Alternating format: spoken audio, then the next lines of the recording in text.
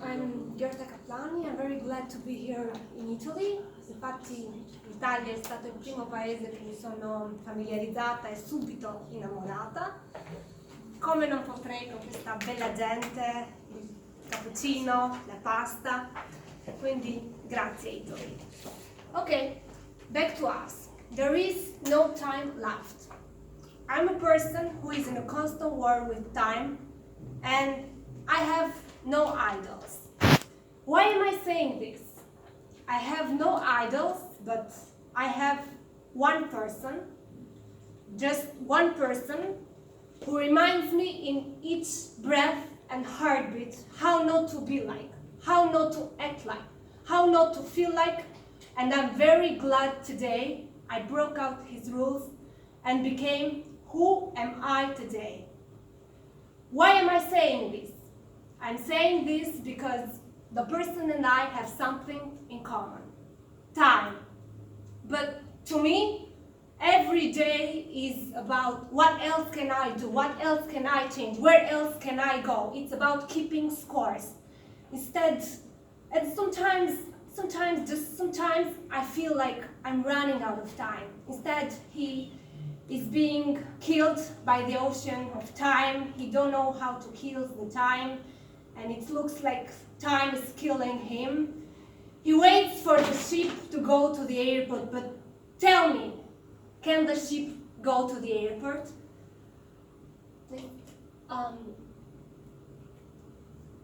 Why I said that, if you were listening carefully, I mentioned run out of time and kill the time, and I really hope you can make the difference between these two, and I really hope you can find yourself like me in the first one. While preparing this presentation, I came across a very nice quotation that I would like to share with you, which mentioned that time and choice are two crucial components of our life. And actually, they say that you are your choices. I do totally feel that. I feel that I am my choices in every cell of my human being. Think for a second. Do you feel like that? Do you feel like you are your choices? My study is a statistical and psychological one, and it's separated into two crucial points. It's time and meaning of life. And the question being arised are, I hope you can read, like, how do we value the time? Does time values us? Can time define the meaning of our lives? And this was found in the literature review. Well, the other aspect is between time and human nature. People were divided in people time and people, and I believe that even in this room today there are these two kind of people.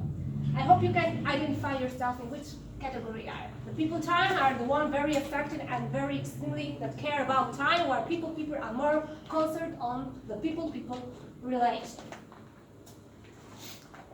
Actually, I came here because I was very inspired by the theme. There is no time left, but in just a blink of an eye, when I heard that, I thought, what if today was your last day? And it rang my bells. I said, okay, let's go and ask people, what if today was their last day?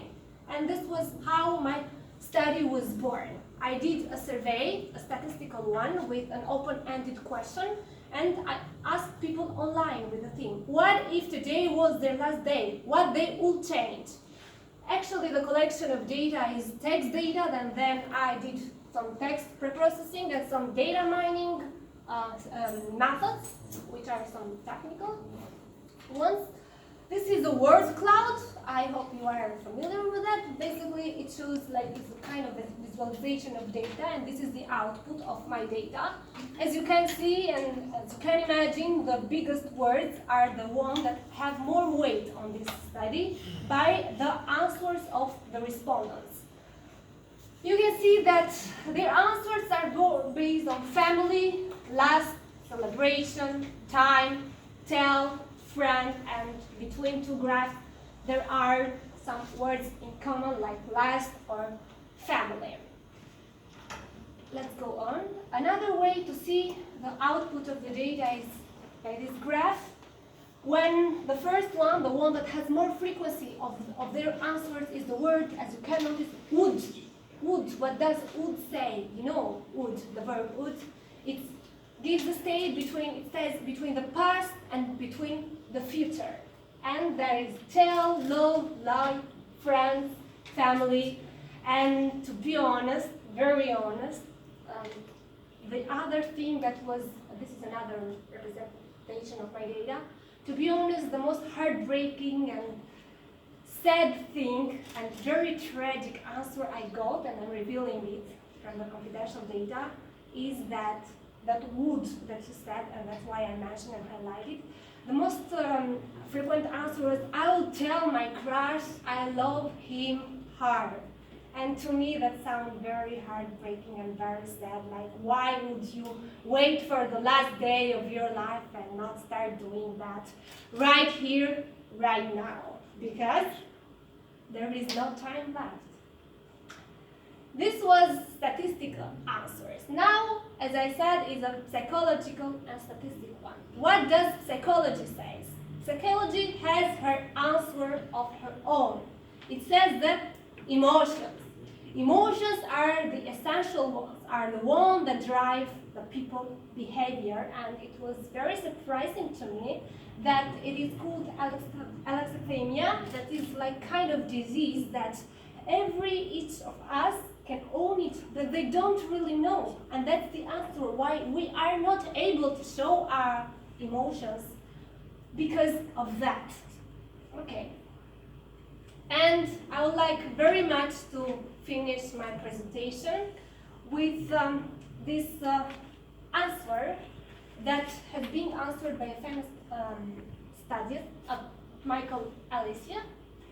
As you can read on your own, but something to be highlighted here, I think is to answer this question will be different for each of us, as I think it's even for this room. However, I am much less likely to let fear dominate my choices and much more likely to follow my heart. And at the very end, even the goal of my presentation today, at the very end of the day, is like someone goes out of the door and start making a change of his own. Doesn't matter how small, just writing a message to your friend, to your mother, to someone you care, to do something differently, and maybe to show a bit of emotion, and because time is crucial and there is no time left. Thank you. Any questions? Maybe later after Okay. on the presentation.